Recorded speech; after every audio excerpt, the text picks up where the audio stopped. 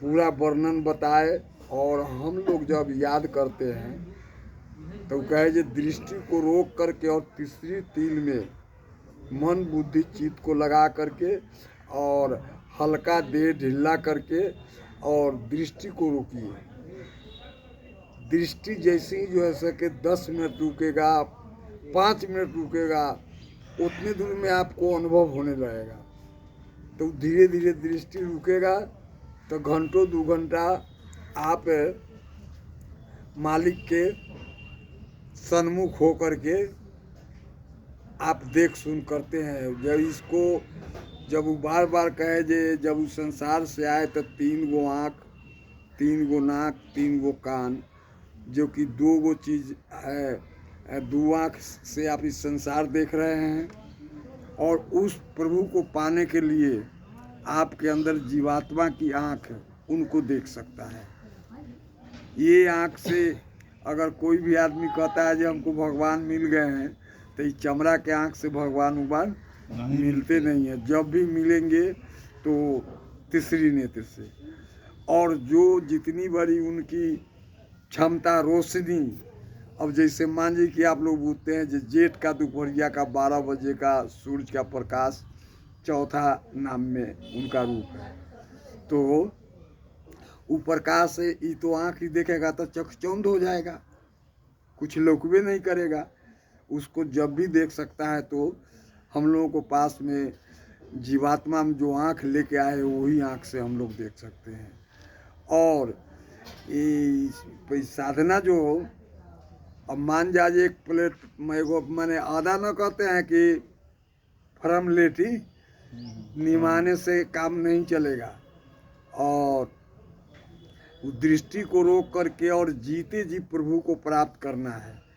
प्रभु का सारा ब्यौरा आप लोगों को मिला हुआ है, हम लोगों का मिला हुआ है, वो में कहीं कोई कसर नहीं है। और यही बात को तरह तरह से स्वामी महाराज 60 वर्ष लोगों को समझाते रहे।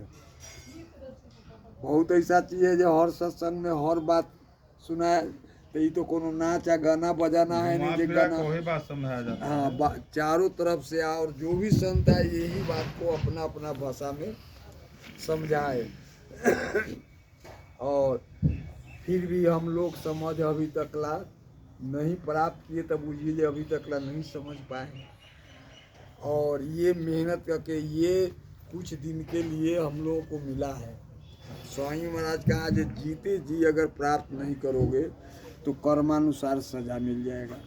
उसके बाद प्रमाण बतलाया कि पहले के युगों का लोग जब आए तो कहते थे जो 4 जन्म में पार होगा, लेकिन स्वामी महाराज अपने मुखार बिंदी से कहे जो 1 जन्म में पार करने के लिए मैं आया हूँ। उसके बाद भी वो कहे जे ये बात कहे जे हम आए वही देश से जहाँ तुम्हारो धाम, तुमको घर पहुँचावना एक हमारो काम।